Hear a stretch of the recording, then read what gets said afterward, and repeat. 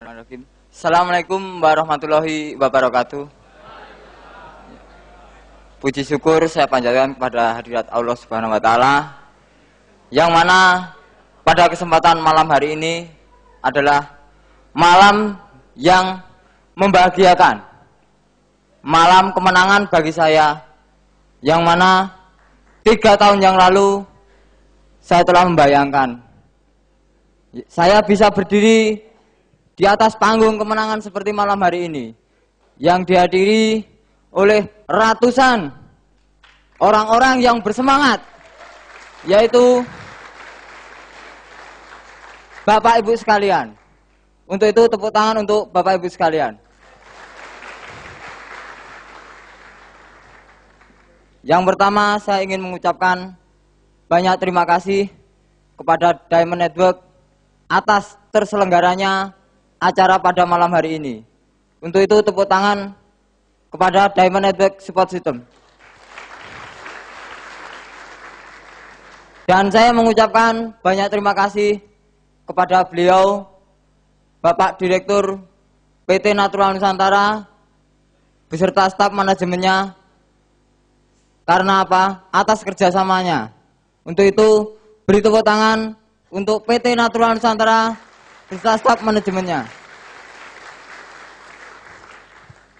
Dan selanjutnya saya juga ingin mengucapkan kepada orang yang sangat luar biasa, yang mana beliau telah membimbing saya, beliau telah menjadikan saya hingga saya bisa berdiri di panggung kehormatan ini, di panggung kemenangan ini, tak lain dan tak bukan lagi-lagi yaitu Bapak Yatmin. Tepuk tangan untuk beliau, Bapak Yatmin. Terima kasih. Baik, Bapak Ibu sekalian. Bapak Ibu sekalian tadi telah melihat bahwa Joko adalah orang yang biasa-biasa saja. Artinya apa? Tidak mempunyai banyak kelebihan. Nah, pertama saya bergabung menjalankan bisnis saya ini, alasan saya hanya sederhana. Yaitu kalau tadi Pak Hana mimpinya Indonesia makmur raya, tetapi saya di awal saya mempunyai mimpi keluarga makmur raya.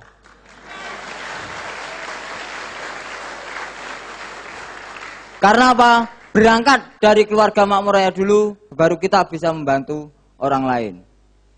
Nah, kemudian Bapak Ibu sekalian, di awal sama sekali saya tidak percaya. Karena apa? Dari pendidikan, ya saya cukup tinggi Bapak Ibu sekalian, S2. Yaitu pertama ya SD, tetapi cuma kelas 3. Ya. Melanjutkan ke fakultas yaitu S Dongdong. Nah, itu latar belakang pendidikan saya seperti itu. Ya, kemudian saya cerita sama Pak Yatmin bahwa saya ini adalah tidak pernah yang namanya mengenal bisnis semacam ini.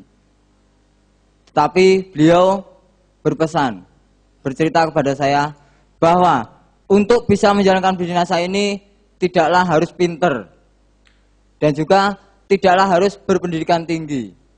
Yang penting Anda mau enggak, karena apa? Telah disiapkan, yaitu pendidikan, pertemuan-pertemuan disiapkan. Nah, berawal dari situ. Jadi Anda mau enggak untuk menjalankan bisnis ini, mengikuti apa yang dilakukan oleh Pak Yatmin. Akhirnya saya memutuskan saya harus mengikuti semua pertemuan yang diadakan oleh Diamond Network dan sekaligus pertemuan yang diselenggarakan oleh Bapak Yatmin. Untuk itu sekali lagi tepuk tangan untuk Bapak Yatmin. Bapak Ibu sekalian, di awal saya itu saking semangatnya Bapak Ibu sekalian, yaitu mempunyai mimpi keluarga makmur raya tadi. Saya 1 minggu bergabung Bapak Ibu sekalian. Saking semangatnya saya terbang, saya merantau ke Kerinci lagi, karena tadinya saya jualan es itu di Kerinci. Ya, sesampainya di Kerinci, saya dibekali Pak Yatmin apa? VCD, Pak. Jumlahnya VCD itu ada 40 keping. Ya. Pada waktu itu 40 keping dan itu suruh bayar semuanya, Pak, tidak ada yang gratis. Nah, jadi VCD 40 keping itu Pak Yatmin hanya bercerita. Kalau VCD ini satu keping saja, yang nonton itu 2 orang. Nah, kalau 40 keping, yang nonton berapa orang, Job? Ya, 80 orang. Nah, ini seandainya diputar 1 kali.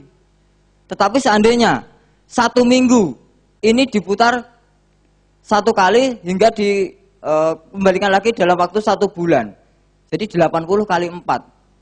Sudah 320 orang yang nonton. Nah, kira-kira ada nggak yang tertarik setelah orang-orang melihat VCD yang kamu pinjamkan? Nah, saya langsung ya tetap ada, Pak. Masa orang 300 lebih nggak ada yang tertarik? Nah, itu buktikan kalau memang iya. Padahal baru 1 minggu, Pak, saya bergabung. Nah, akhirnya, VCD itu saya kembangkan di Kerinci itu sampai 4 bulan, Pak. Jadi diputar terus sampai 4 bulan. Hingga apa akhirnya?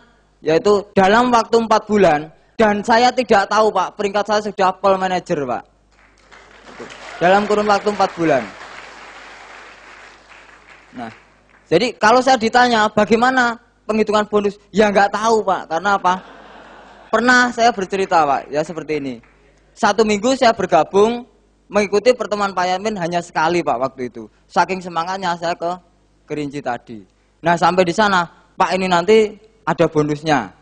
Nah, cerita demi cerita kan. Nah, bagaimana saya mendapatkan bonus? Padahal saya sendiri nggak tahu, Pak. Saya tanya Pak Yatmin, Pak, gimana cara bonusnya? Nah, Pak Yatmin hanya bilang, baca kit dulu, Pak. Itu ceritanya Pak Yatmin waktu awal, Pak. Padahal saya betul-betul nggak tahu. Akhirnya apa? Saya juga jawab kepada teman-teman saya di sana, kitnya sudah dibaca belum? Nah, itu. Saya menyuruh seperti itu. Akhirnya apa? Mereka pulang, saya berangkat ke Jawa. Pak, besok saya dituntut untuk saya bisa menjelaskan tentang mengenai penghitungan bonus. Ajari saya, Pak. Jadi setiap setengah bulan, Pak, saya itu pulang ke Jawa, Pak. Setengah bulan sekali saya pulang ke Jogja. Demi apa, Pak? Untuk belajar, Pak, waktu itu. Nah, sampai-sampai, Pak, orang rumah itu saking marahnya, Pak. Karena apa? Armada saya satu-satunya untuk jualan es, saya jual, Pak. Tujuannya apa? Untuk belajar, Pak. Dan saya waktu itu saya yakin bahwa 5 tahun ke depan akan tak ganti motornya. Nah, ternyata apa, Pak? Sekarang motor juga punya 2, Pak, sudah. Nah, setelah saya sampai di Jogja, kemudian saya bingung lagi. Bagaimana untuk mendapatkan barang di sana atau produk di sana, Pak? Karena apa? Modal motor saja sudah dijual, Pak, untuk belajar. Bagaimana saya bisa menyiapkan barang di sana, Pak? Bingung nggak, Pak, kira-kira, Pak? Enggak, Pak, kalau saya, Pak. Nah, saya nggak bingung, Pak. Karena apa? Saya mempunyai seorang bapak angkat, Pak, di sana. Dan beliau mempunyai modal. Kebetulan, Pak, beliau masih percaya pada saya.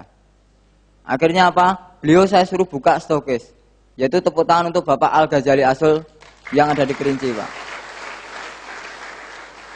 Nah, karena saya tidak punya modal, saya belum bisa menjelaskan mengenai kestokisan, tak bawa ke Jogja, Pak. Pokoknya kalau buka stokis harus datang ke Jogja.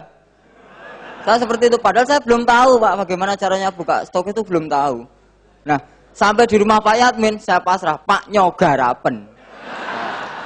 Nah, saya nggak bisa kok untuk menjelaskan. Nah, jadi itu yang pertama kali, Pak. Tetapi ternyata apa? Sesuatu hal yang kita anggap baik, jalan yang kita anggap mulus, ternyata banyak tantangan, Pak. Nah, waktu di awal perjalanan, ternyata seperti tadi yang ditayangkan di video tadi, yaitu mobil saya yang saya naik itu terbalik, Pak. Baru melangkah di awal, Pak, itu mobil sudah terbalik. Tapi alhamdulillah ini masih sehat, Pak. Nah, yang setelah Pak Al-Ghazali buka stokis, kemudian kita berangkat sama-sama ke sana lagi. Produk sudah banyak. Nah, ternyata apa? Sampai di Kerinci, kaset yang tadi saya pinjamkan sudah diserbu, Pak. Mereka telah menunggu ternyata, Pak. Jadi barang itu langsung habis. Akhirnya kewalahan saya berkenalan dengan Mas Amran, Pak. Mas Amran juga mempunyai modal. Kalau saya sendiri tidak mempunyai modal, Pak. Mereka yang punya modal. Saya tawari untuk buka stokis dan mau. Caranya bagaimana? Yo tak ajak ke Jogja lagi. Kan gitu. Karena belum bisa menjelaskan. Mungkin di tahap awal itu bagian rabat itu selalu marah-marah Pak dengan saya Pak. Karena apa? Laporan itu nggak pernah bener Pak. Laporan itu nggak pernah bener. Jadi saya juga cerita, Mbak jangan marahi saya Mbak. Karena apa? Sekolahnya itu bayarnya pakai kentang sama cabai. Ya maklum saya gitu. Nah, jadi saya ingat bahwa perjalanan di awal itu mobilnya itu terbalik Pak. Nah Mas, karena kemarin saya naik mobil kecil itu, travel itu terbalik. Besok kita naik mobil besar aja. Supaya apa ya, tampaknya kan kuat kan gitu. Ternyata apa Pak, yang kedua kalinya Pak juga terbalik Pak. Jadi seandainya itu tekad saya ingin keluarga makmur raya tidak kuat Pak, kira-kira mundur enggak Pak? Mundur Pak. Tetapi tujuan saya hanya satu, 5 tahun ke depan keluarga saya harus makmur raya tadi Pak. Nah. Dan itu semua melalui banyak sekali pengorbanan. Artinya apa? Saya bisa berdiri ini di panggung kehormatan ini bukan semata-mata hanya kebetulan saja, bukan Pak.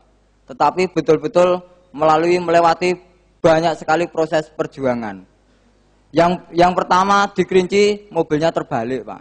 Kemudian saya mencoba mengembangkan ke Bengkulu Pak. Ternyata di sana pun saya mengalami kendala di lapangan. Pas ada jembatan Pak, saya nanjak di jembatan itu, di tengah jembatan panjang tiba-tiba banjir Pak. Jadi di depan saya ini air itu tinggi, di belakang jembatan juga airnya tinggi. Akhirnya Pak, semalaman Pak saya tidur di jembatan. Itu. Untuk di Bengkulu itu pertama kali mengembangkan. Ternyata apa? Ya seperti Pak Yamin lagi-lagi Pak Yamin cerita, nek pengen penak ya rekoso dhisik kan gitu. Wah, akhirnya apa? Tetapi saya cerita dengan teman saya itu Pak Mulyadi waktu itu ya, Mas, Pak Yamin bilang nek arep penak ya kudu rekoso sik. Kan gitu. Jawabnya Pak Mulyadi apa Pak? Penake urung mesti kok nek rekosone wis. Nah kan gitu. Akhirnya kan tambah pusing Pak. Ya daripada ribut, ya udah akhirnya saya ngalah saja. Ya udah yang penting awak dhewe tekan Bengkulu gitu aja.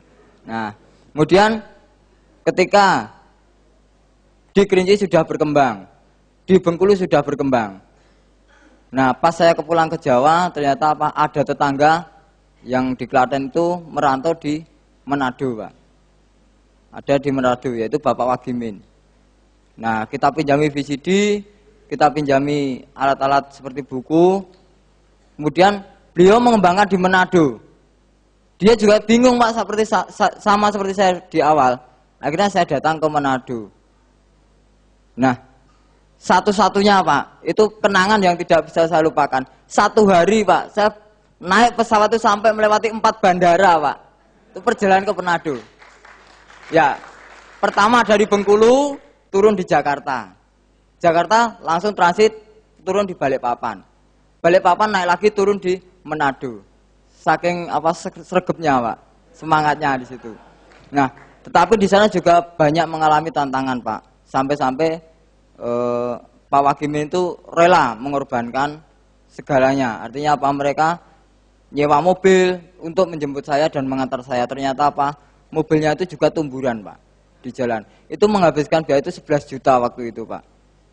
Jadi di tahap awal itu banyak sekali tantangan. Seperti di awal tadi saya ceritakan bahwa saya bisa berdiri di hadapan Bapak Ibu sekalian bukan hanya kebetulan saja. Melainkan banyak sekali pengorbanan yang saya alami itu belum seberapa Pak. Yang lebih banyak pengorbanan lagi adalah keluarga saya. Terutama tadi yang diceritakan kakak saya tadi, bahwa setiap saya pulang ke Jawa, saya melihat anak-anak saya tidur, saya bisa menangis Pak. Karena apa? Bisa enggak saya menyekolahkan anak saya nanti sampai kuliah? Kalau hanya saya seorang penjual es, belum tentu bisa Pak. Jadi saya mempunyai keinginan agar anak-anak saya itu bisa kuliah, bisa sekolah lebih tinggi dari saya. Biar saja bapaknya hanya kelas 3 SD. Itu impian saya.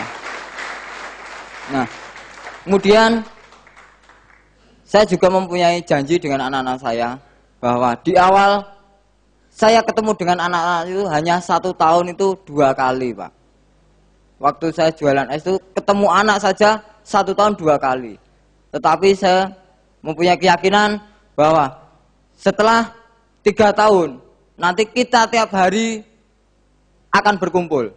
Dan terbukti pada malam hari ini anak-anak saya juga tak bawa hadir di sini, Pak. Itu suatu tekad dari saya bahwa saya ingin membuktikan.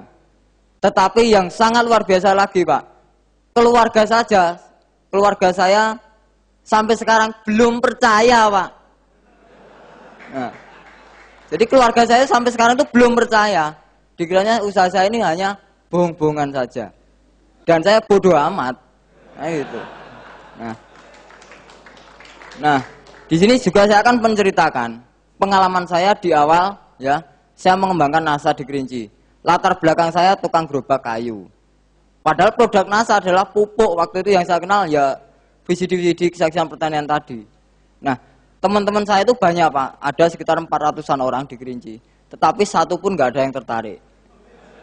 Nah, kemudian saya mencoba menghubungi teman-teman yang di Kerinci, yaitu yang petani, yang pinter-pinter. Pak, ini ada informasi penting, ini ada VCD, ini dari Jawa. Nah, ternyata apa? Ditonton, di setel pupuk isinya, Pak. Nah, di sini aja banyak pupuk kok, jauh-jauh beli dari Jawa kan gitu. Tambah pusing, Pak, karena saking pusingnya. Jadi saya ketemu dengan Pak Warsidi. Nah, Pak Warsidi itu apa? Tidak bisa membaca, tidak bisa nulis. Jadi seimbang loh, Pak. Masih mendingan saya sendiri, masih kelas 3 SD. Karena apa? Di awal saya ngajak orang-orang yang pinter, tidak mau, Pak. Karena apa? Mereka banyak cincong, banyak pertanyaan. Dan saya tidak bisa menjawab. Nah,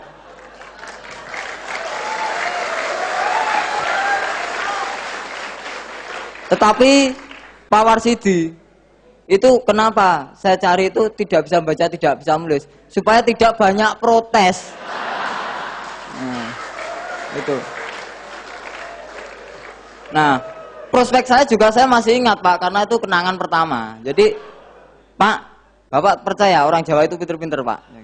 Ya percaya. Nah, ini ada VCD, ini silakan ditonton. Ternyata apa? Tertarik. Produknya mana? Ada, Pak. Nah, ini dosisnya berapa? Nah, saya bingung, Pak. Pak Yapi nggak cerita dosis. Nah, dosis itu apa, Pak? Cara pakainya gitu. Oh, gitu. Ya, ini nasanya 5 tutup, hormonnya 1 tutup, pestonanya 5 tutup. Ini campur. Iya, saya gitu. Padahal itu entah bener entah enggak, yang penting iya gitu aja. Nah, berawal dari situ, Pak, akhirnya berkembang. Pak Warsidi menggunakan NASA, berkembang. Setiap orang yang lewat di kebunnya Pak Warsidi, mereka tertarik dan bertanya, obatnya apa? Nah, tanya sama tukang es itu Joko katanya. Nah, mereka datang ke rumah, produk nggak ada. Nah, di situ sampai-sampai, Pak, ya waktu itu saya pernah, ya orang di Kerinci kan ekstrim banget, Pak. Artinya jika mereka sudah mendengar informasi dan mereka mencari barang nggak ada, itu marah. Saya lari ke Jawa, Pak. Saya nggak mau ke sana lagi karena takut. Akhirnya saya didatangi Pak Yadmin, kenapa kok nggak ke Kerinci lagi? Ternyata apa? Saya nggak berani cerita dengan Pak Yadmin. Kalau di sana kekurangan produk, nggak berani, Pak, sama sekali. Nah, karena dipaksa, sebetulnya ada masalah apa? Ini, Pak, kalau saya ke sana ya dihajar orang sana. Masalahnya apa? Produknya itu nggak ada. Mau berapa botol kamu minta katanya? Lah adanya berapa? Saya tantang gitu. Nah, jadi produk ini adanya berapa? Tak bawa semua gitu. Ternyata apa? Di awal itu saya dibawakan Pak Yadmin tuh nasanya 500 botol, hormonnya 500 botol. Nah, di situ. Itu di tahap awal, Pak. Totalnya uang itu ada 60 juta lebih, Pak. Sampai di atas bis itu penuh barang saya, Pak. Saking semangatnya, tak angkati sendiri, Pak. Gitu. Nah, tetapi saya pesan dengan Pak Yadmin. Pak Yadmin di awal cerita, nanti Jok setelah 100 distributor, saya datang ke Kerinci. Ternyata apa? Setelah 700 distributor baru datang, Pak. Nah, di situ. Jadi pokoknya saya pesan dengan Pak Yamin setelah sampai di sana tolong disusul karena saya belum bisa menjelaskan. Sampai-sampai untuk mengadakan pertemuan aja Pak Yamin Pak yang mengadakan pertemuan di sana. Karena saya belum pernah mengadakan pertemuan itu di awal. Nah, jadi kelemahan saya waktu awal terus terang Pak di titik pendidikan. Karena saya jauh dan sebetulnya saya iri dengan teman-teman yang di dekat sini. Saya iri karena apa? Diamond Network telah menyiapkan alat, telah menyiapkan kurikulum pendidikan. Saya irinya, saya itu untuk belajar saja itu menghabiskan banyak sekali biaya. Tetapi teman-teman di sini itu sulit sekali untuk diajak belajar saja sulit. Nah, di situ. Jadi ya saya berpikir seperti ini. Ya memang orang susah itu tidak semuanya kok. Ya, gitu aja. Artinya sama satu desa saya saja belum ada Pak yang mengikuti jejak saya. Satu desa saja, silakan di prospek Pak. Tetangga-tangga saya itu belum gabung di NASA, silakan di prospek Klaten Pak. Enggak apa-apa. Nah. Dan kemudian ya setelah 3 tahun saya menjalankan bisnis NASA ini dengan jerih payah, dengan susah payah, akhirnya ya sedikit demi sedikit suatu hal yang saya anggap sulit ternyata sudah berkurang Pak. Ya terutama di finansial Pak, yang dulunya sempat saya pulang dari Kerinci itu tidak berani pulang ke Klaten Pak, tidak berani nemui anak-anak saya. Karena apa? Uangnya pas Pak. Uangnya pas-pasan, jadi kalau saya pulang ke Klaten berarti saya harus ninggali anak itu uang. Nah, kalau uang ini saya kurangi, saya kasihkan anak, otomatis saya nggak bisa ke Kerinci. Itu saya tahan Pak, kerinduan saya. Saya cerita Pak Yamin, saya nggak berani. Akhirnya apa? Saya pamitan saja pulang, tetapi Pak, semalaman saya nggak sampai rumah, tetapi saya tidur ya di bawah Tugu Prambanan Pak. Karena apa? Nggak berani pulang. Kalau saya pulang, jelas saya ninggali uang anak-anak saya. Nah, dan itu sekarang sedikit demi sedikit sudah agak tercukupi Pak, biarpun belum menyeluruh Pak. Dan saya yakin 5 tahun ke depan keluarga saya akan makmur raya. Nah. Dan pesan saya untuk teman-teman semua yang masih distributor baru, ya, untuk bisa sukses menjalankan bisnis NASA ini, Anda cukup mendengarkan apa kata upline aktif Anda, dan Anda cukup melakukan apa yang dilakukan oleh upline aktif Anda. Nah, di sini saya akan mengajak, yaitu anak-anak saya, inilah yang mendorong semangat saya, kenapa saya harus serius menjalankan bisnis NASA ini.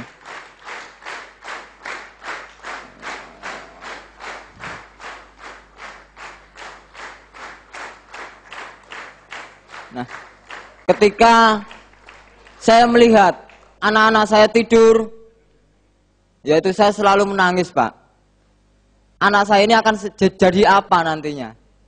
Karena apa? Untuk membiayai saja saya susah betul. Tetapi dengan semangat, dengan tekad, dan dengan tujuan yang baik, saya yakin semua pasti ada jalan keluarnya. Jadi jika Anda ingin sukses menjalankan bisnis NASA ini, jangan memperbanyak alasan. Tetapi jika Anda ingin tidak berhasil di NASA, silahkan mencari banyak alasan. Entah itu sibuk, entah itu apa. Sekian dari saya, sukses untuk Anda. Go Diamond! Ya, terima kasih.